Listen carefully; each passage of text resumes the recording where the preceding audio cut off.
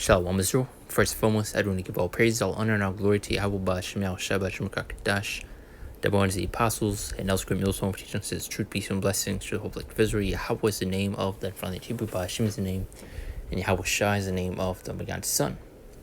Background lesson, and as in the title, you can't defend what's coming.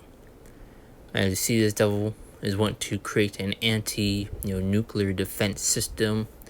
As you see right here, it's called the Golden Dome, which is similar to the Iron Dome, but on a larger scale, which is what this devil is planned to push out and what to have in order to counteract these thermonuclear missiles. So you see, this devil is always trying to escape his judgment, this destruction that is coming. Is where you're going to have them fleeing into these bunkers, deep underground, these space stations, deep underwater, and these submarines, and all these different things that they have. But you can't defend against it. Because the Lord has his eyes especially set against you. Now, as Trump expected to announce Golden Dome, space missile defense that would cost billions. And I made a lesson somewhat recently, going into the Golden Dome, these devils' plans and, what they're wanting to do.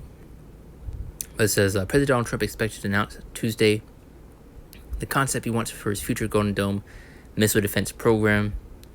And also going to show, the pride. As he was called the Iron Dome, which you see, I believe, over there. I want to say in Iran. I forgot the exact location of the Iron Dome.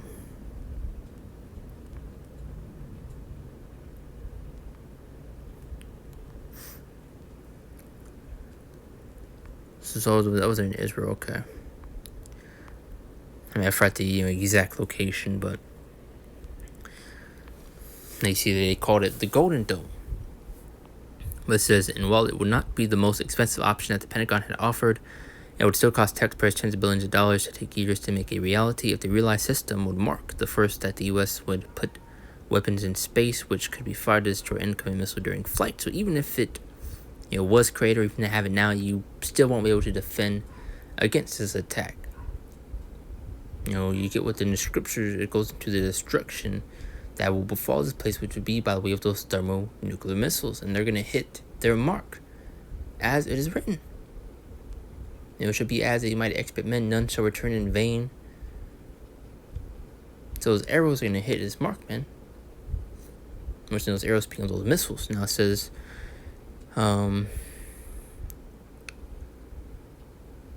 if realized, the system would mark the first time the U.S. put weapons in space, which could be fired to destroy an incoming missile during flight, which we already know they have, DEWs, direct energy weapons. They even show you within movies, shows, cartoons. But Trump also expected to announce that Jen Michael Gutlin, who currently serves as the Vice Chief of Space Operations, will be responsible for overseeing Golden Dome's progress. Golden Dome is envisioned to include ground and space-based capabilities that are able to detect and stop missiles at all four major stages of a potential attack, detecting and destroying them before launch, intercepting them in the earliest stage of flight, stopping them mid-course in the air, or halting them in the final minutes as they descend toward a target. But it's going to utterly fail anyway, But there's a couple of these scriptures, and let's dive right into it. It's Isaiah 34, 1-5. Now it says, come, ye nations, to hear, and hearken, ye people that they are to hear, and all that is there in the world, and all things that come forth of it. Verse 2 is the indignation of the Lord is upon all nations, and his fury upon all the armies. He has utterly destroyed them, he delivered them to the slaughter. So the Lord's indignation is upon this place, especially its inhabitants.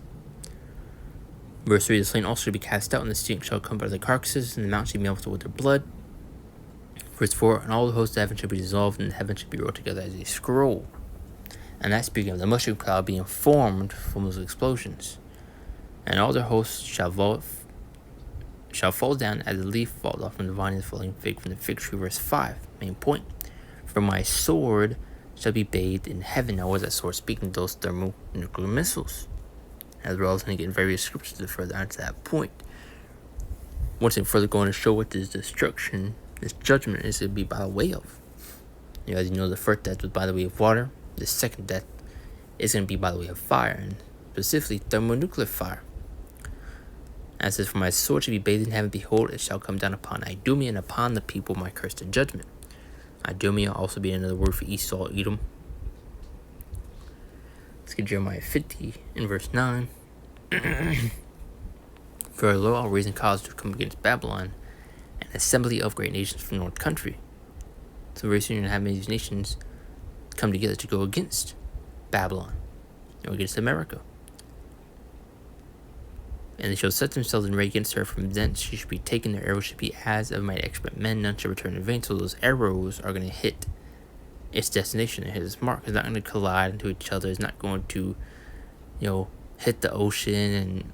And, it says, shall be as of mighty expert men. None shall return in vain. And also to further go into, that's not speaking of regular bow and arrows, which I got later on to go into that point. See a few other more scriptures, and we'll tie back into that, because it's not no regular bow and arrow that it's speaking of. Joel 3:9-13, proclaim ye this time when the Gentiles prepare war, wake with the mighty men, all the men of war drawn, let them come up. So now you have nations are preparing for war, starting to stand up against Babylon. Now, not taking flack. Verse 10, be your plashes into swords and your prunings into spears. Let the weak say, I am strong. Now they're starting to flex the arm, showcasing their military prowess. Verse 11, assemble yourselves and come all ye heathen, and gather yourselves together round about. There's a cause that mighty ones to come down, O Lord. Let the heathen be wakened and come to the valley of Jehoshaphat or Jehoshaphat, for there will I sit to judge all the heathen round about. So the Lord's getting ready to judge this earth, man. And there's nothing you can do to stop it. And the only way out and to escape this judgment is through our Lord Yahushua, which is the Redeemer, the Deliverer.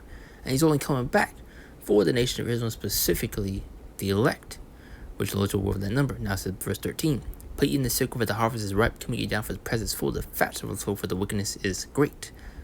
And ready for the picking.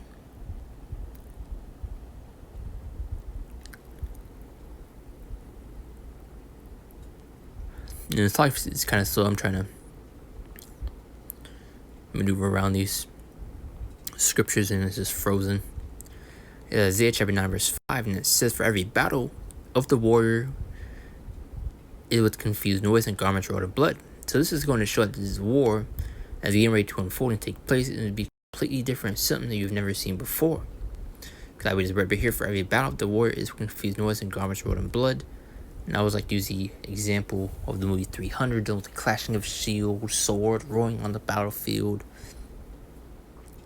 But this is going to show you it's going to be completely different. But this shall be with burning and fuel of fire. Now, what do you think this is speaking of right here? Matter of fact, let's further add to that point. Go back to Jeremiah 50. And I do want to get the 25th verse.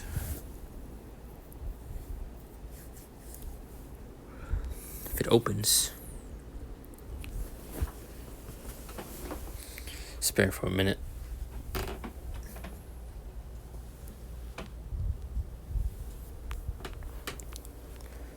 Alright. And the Lord had opened his armory, and had brought forth the weapons of his indignation. For this is the work of the Lord, power of hosts in the land of Chaldean. So what do you think it means when the Lord is opening up his armory? And had brought forth the weapons of his indignation. We also read in Isaiah 34, going to the Lord nations upon this place. We also got Isaiah 34, or in a later verse going into the Lord's sword is bathed in heaven. Jeremiah 50 going to those arrows being shot. As we're also going to get a few other examples. Isaiah 9:5 going to have war and be by way of fuel and flaming fire. So it should be crystal clear by now with what this is really speaking of.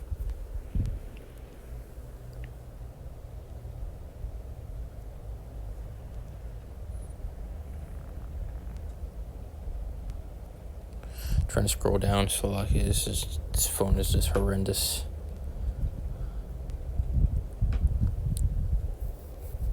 Alright, 2 Peter chapter 2 verse 10. And I'm still trying to scroll down. And this is, but the day of the Lord cometh a thief in the night, unexpected, especially to those that are not watching, those that are not paying attention, those that are not preparing for our Lord Yahushua's return. This is coming unexpected to you. You're going to be caught by that left hook. This is why you get in Revelation 16:15, which also mentions how Lord comes as a thief in the night. But the main point, but blessed is he that watcheth. Jake ain't watching nothing, man. Ain't paying attention. This is why the Lord said, watchmen, prophets made to warn you of this coming time, so that you're made known. You're made wary of what's getting ready to unfold. But Jake don't want to hear this thing. And it's only for you elect anyway. And it says, in which the heaven shall pass away with great noise, and the elements shall be melted with fervent heat. The earth also nor extent shall be burned up. So what type of thing or weapon can emit that type of heat? We're able to melt the elements. And guess what? Even people. You can get that in with Zechariah 14. It goes to show that devastating judgment. How you're gonna have people, consumed away standing upon their feet. You see examples of that within Terminator, the old ones. Sarah Connor holding on to the cage and see her flesh being burned away. Which there's a little nuke going off in the background too. Revelation 6:13 now says, and the stars fell into the earth, even as a fig tree cast her untimely figs when she was shaken of a mighty wind. So we got the arrows, we got the sword, we got the stars falling from heaven. What do you think? It's all speaking of the same thing, those thermonuclear missiles. And the stars fell into heaven and the earth. And the stars of heaven fell into the earth, even as a fig tree cast from time to time, she was shaken of a mighty wind. That mighty wind, coming those shock waves from those explosions. And 2 16 is the point I wanted to get earlier to tie back into Jeremiah 50, dealing with those arrows. Going to show it's not speaking of no regular bow and arrow. For as strong as his right hand that bends the bow, his arrows they use are sharp and shall not miss. So you see within that article we just read how it'd be able to stop it mid-flight or before it lands and redirect it. No. For strong as right hand that bends the bow, his arrows he shoots are sharp and shall not miss.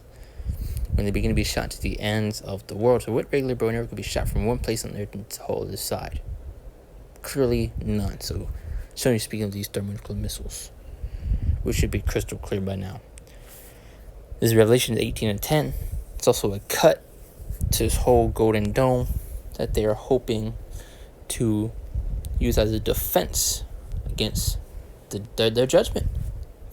But as you clearly see, it's going to fail. It says Revelation 18:10, standing far off from fear of her torment, saying, alas, alas, that great city Babylon, that mighty city, for in 1 hour is thy judgment. Come, this place will be destroyed under 1 hour.